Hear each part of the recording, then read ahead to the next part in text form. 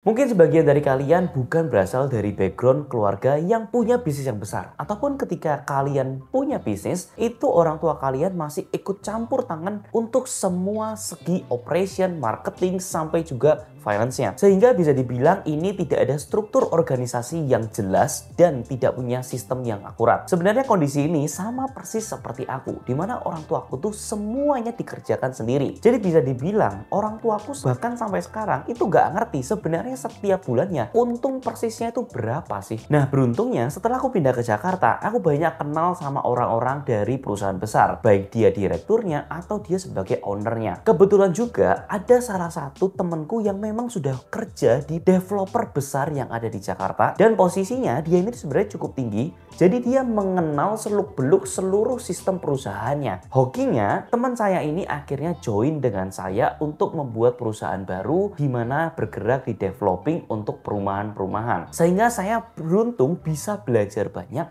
gimana sebenarnya struktur perusahaan yang baru khususnya untuk di developer. Mungkin ini akan berguna juga buat teman-teman yang lagi stretching untuk pertama kali membuat bisnis.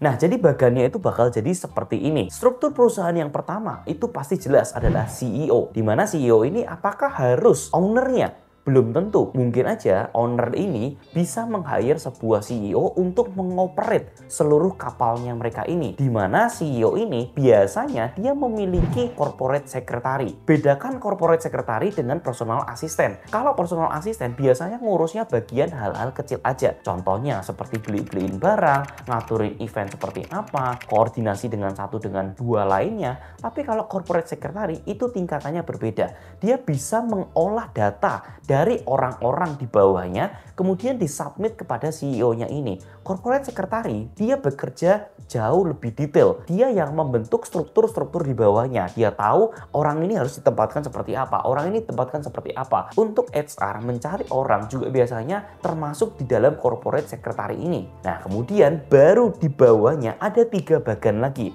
Yang pertama adalah marketing and sales, operation, dan juga finance. Kalau misalkan teman-teman tanya, kalau kalian nggak punya modal, apakah bisa menempati keempat posisi tersebut? Ya memang pasti bisa. Buktinya juga banyak orang yang bisnisnya tuh sebenarnya skalanya masih kecil, tapi omsetnya tuh gede banget. Dan ketika gede, baru bisa meng-hire orang-orang yang lain. Tapi biasanya dia itu bakal sibuk banget nguras waktunya dia untuk mengisi kekosongan tersebut. Yang penting kita tahu dulu strukturnya, supaya once ketika kita sudah punya banyak uang, kita tahu nih cara menempatkan orang-orang di posisi tersebut. Nah biasanya marketing and sales ini harus ada satu orang yang membawain posisi ini. Dia dipaksa untuk semua reporting itu masuknya ke dalam orang ini. Kemudian ada juga di operation, satu orang yang harus memegang teguh tanggung jawabnya ke sini. Sedangkan finance itu juga sama, harus ada satu orang yang memegang semua yang ada di sini.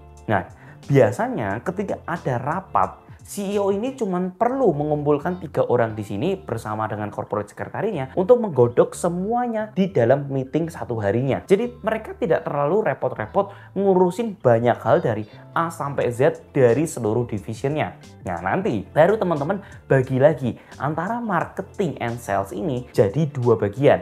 Ada yang biasanya megang khusus marketing doang, ada yang khusus sales doang. Biasanya di sini juga kalau di developer itu dibedakan. Kalau marketing fokusnya adalah mencari sebanyak-banyaknya leads yang masuk. Nah caranya gimana? Ada beberapa cara. Ada offline dan juga online. Nah biasanya aku lebih menguasai yang online ini. Online ini nanti kita juga bakal bagi lagi. Si online ini ada beberapa platform. Ada mulai dari TikTok, ada dari Instagram, dan juga ada dari YouTube.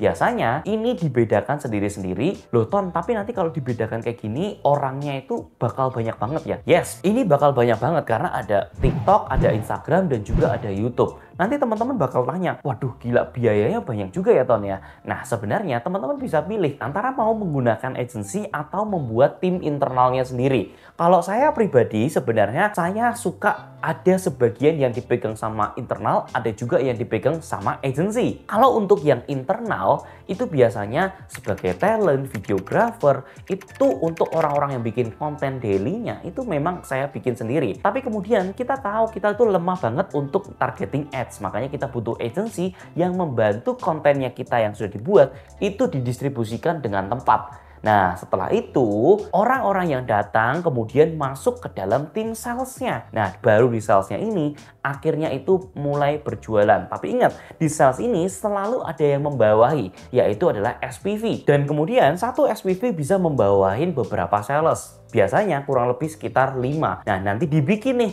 SPV, misalkan kalian projectnya tuh gede banget, ada 3 SPV sampai 4 SPV. Jadi kalian itu punya tim salesnya di bawah itu bisa sampai 20 sampai 30 dan semua SPV-nya ini dikontrol langsung sama satu yang pegang controlling marketing and salesnya ini. Nah, di sini SPV biasanya kerjanya itu dia tidak turun tangan langsung. Dia ini biasanya kerjanya membantu membuilding timnya, mulai menyemangatin, terus juga kemudian dia membantu untuk reporting supaya reportnya tuh jauh lebih lengkap dan bisa dipertanggungjawabkan untuk ketika meeting bersama dengan direksi yang memegang kontrol di marketing and sales. Ingat juga, kalau misalkan kalian mikir gajinya bakal gede banget ya kalau untuk sisi salesnya.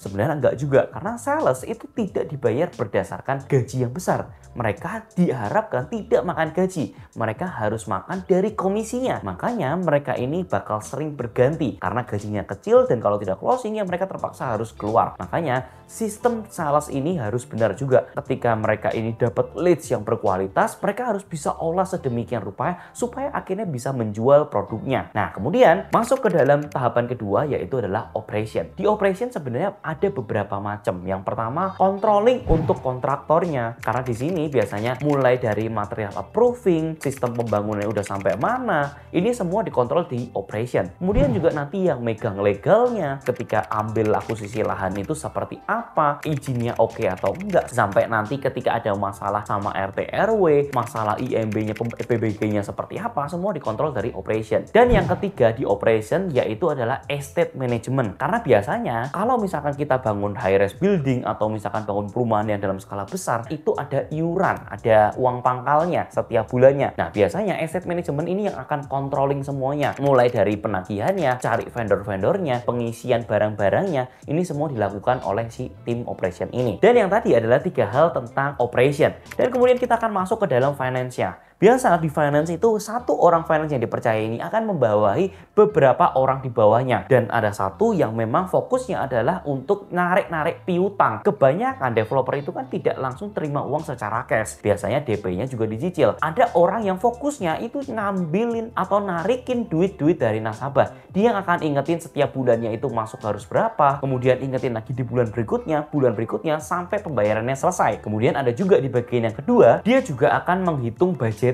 Kira-kira cukup gak sih operation ini sudah mengeluarkan uang berapa sih? Dia akan controlling uang-uang tersebut supaya ketika pembeliannya sudah terlalu bengkak dikontrol sama dia. Kemudian termin kontraktor pembayaran seperti apa juga dia yang urus. Dan yang ketiga biasanya dia juga yang memberikan keseluruhan report dari semua project-project yang berjalan. Dan biasanya dari 3 orang ini ada punya bawahan-bawahan di bawahnya juga. Nah, ini sebenarnya adalah struktur biasanya developer besar itu lakukan. Cuman ada nggak yang lebih besar lagi? Pasti ada yang jauh lebih komplit lagi. Nah, kemudian pertanyaannya adalah kalau karyawannya sebanyak ini, gimana kita punya project itu bisa untung? Nah, ini sebenarnya itu pertanyaan yang menarik. Karena sebenarnya project-project dari developer itu juga harus masif karena kalian tahu sendiri beban biayanya itu cukup tinggi. Makanya sebenarnya ada namanya project-project yang share service. Dalam arti itu apa? Misalkan satu finance itu sebenarnya nggak cuma bisa kerja di satu tempat aja, tapi bisa kerjain di 2 project sekaligus. Makanya gajinya bisa dibagi jadi 2. Supaya apa? Supaya meringankan beban operation di setiap projectnya. Kalau projectnya cuma 1, biasanya bengkak banget. Makanya harus turun tangan owner langsung. Tapi kalau projectnya sudah mungkin mulai banyak, udah ada sampai 4, ada sampai 5.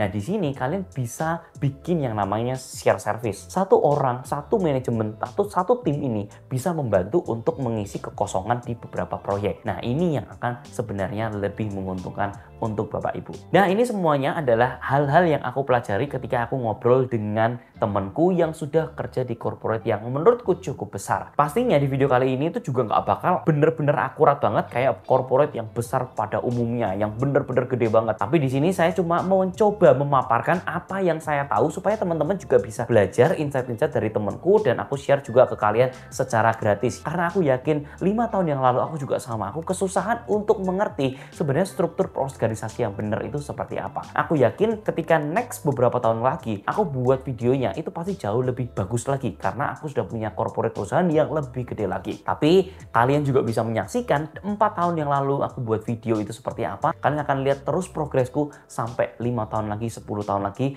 Aku akan bagikan level-levelku ketika aku udah sampai di level yang lebih tinggi. Aku juga akan bagikan ke kalian secara free supaya kalian bisa dapat cara berpikir orang besar lakukan. Semoga video ini bisa bermanfaat. Thank you for watching. Jangan lupa untuk subscribe dan like, kasih komen sebanyak-banyaknya. Dan seperti biasanya, semua akan properti pada waktunya. Happy New Year di tahun 2024.